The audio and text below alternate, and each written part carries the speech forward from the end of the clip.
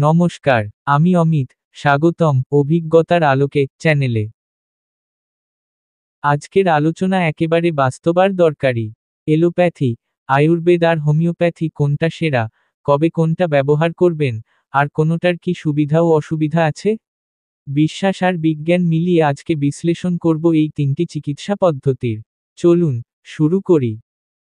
প্রথমেই বলি, আমরা সবাই একভাবে বা অন্যভাবে এলোপ্যাথির সঙ্গে পরিচিত। এলোপ্যাথি মানে আমরা যেটা আধুনিক চিকিৎসা বলি, যেখানে দ্রুত কাজ করে এমন ওষুধ, অস্ত্রোপচার, টেস্ট এসব ব্যবহৃত হয়। এই এলোপ্যাথির কিছু সুবিধাগুলি হল: অতি দ্রুত আর কার্যকর, ব্যথা, জ্বর, ইনফেকশন দূর করতে চটজলদি উপায়। জটিল operation, ICU, MRI, X ray, সব উন্নত টেকনোলজি ব্যবহার হয়। সঠিকভাবে টেস্ট করে রোগ ধরা যায়। কিন্তু কিছু অসুবিধাও আছে। পার্শ্বপ্রতিক্রিয়া, যেমন অ্যান্টিবায়োটিক বা স্টেরয়েডের প্রভাব, অনেক সময় মূল কারণ নয়, উপসর্গে কাজ করে। দীর্ঘদিন ব্যবহার করলে কিডনি বা লিভারের উপর চাপ পড়ে। তবে জরুরি অবস্থায়, দুর্ঘটনা, হার্ট অ্যাটাক বা ইনফেকশনে এলোপ্যাথি জীবন রক্ষা করে। এটা অস্বীকার করার নয়। আয়ুর্বেদ হল প্রাচীন ভারতীয় চিকিৎসা, যেখানে দেহ, মন আর আত্মার সমন্বয়কে গুরুত্ব দেওয়া হয়। সুবিধা: প্রাকৃতিক উপাদান তুলসী, গুলঞ্চ, অশ্বগন্ধা, ঘৃতকুমারী শরীরের ইমিউনিটি বাড়ায়। দীর্ঘমেয়াদী রোগে ধীরে ধীরে ভিতর থেকে কাজ করে। সাইড ইফেক্ট তুলনামূলক কম। অসুবিধা: অনেক ক্ষেত্রে ধীরে কাজ করে, তাই ধৈর্য দরকার। অপরিণত ওষুধ বা ভুল চিকিৎসকের কারণে ক্ষতি হতে পারে। সব সময় সঠিক স্ট্যান্ডার্ড ফলো হয় না। কখন উপযোগী? যাদের গ্যাস্ট্রিক, ওজন সমস্যা, স্ট্রেস বা ঘুমের অসুবিধা আছে। দীর্ঘমেয়াদী রোগের ক্ষেত্রে জীবনধারার পরিবর্তন আনতে চমৎকার। হোমিওপ্যাথি এমন এক চিকিৎসা পদ্ধতি যেখানে খুব ছোট মাত্রার ওষুধ ব্যবহার করে শরীরকে নিজের মতো করে সেরে উঠতে সাহায্য করা হয়। সুবিধা: ডোজ খুবই কম, তাই পার্শ্বপ্রতিক্রিয়া নেই বললেই চলে। মানসিক অবস্থার দিকেও নজর দেয়, রোগীকে সার্বিকভাবে দেখে। শিশুদের জন্য নিরাপদ, এবং অনেক ক্ষেত্রে চমৎকার কাজ করে।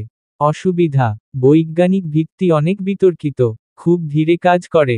কিছু ক্ষেত্রে সমস্যা পুরোপুরি সারায় না, উপসর্গ লুকিয়ে ফেলে। যাদের ঠান্ডা কাশি বারবার হয়, অ্যালার্জি, মাইগ্রেন বা স্কিন প্রবলেম, তাদের জন্য অনেকেই উপকার পান হোমিওপ্যাথিতে। তিনটি চিকিৎসা পদ্ধতির যদি তুলনা করি তাহলে: দিক: এলোপ্যাথি কাজের গতি দ্রুত, কিন্তু আয়ুর্বেদ ও হোমিওপ্যাথি ধীর গতিতে কাজ করে।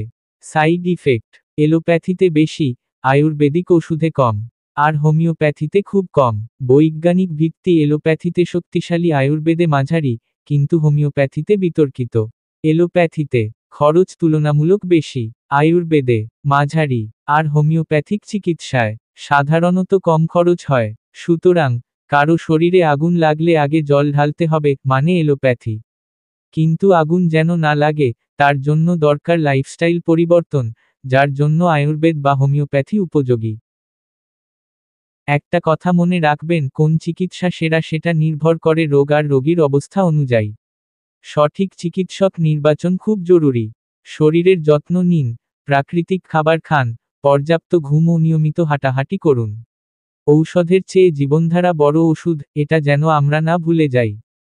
কমেন্টে জানান, আপনি কোন চিকিৎসা পদ্ধতিতে বেশি বিশ্বাস করেন, আর এমন আরও ভিডিও দেখতে চাইলে অবশ্যই সাবস্ক্রাইব করুন অভিজ্ঞতার আলোকে চ্যানেলটি।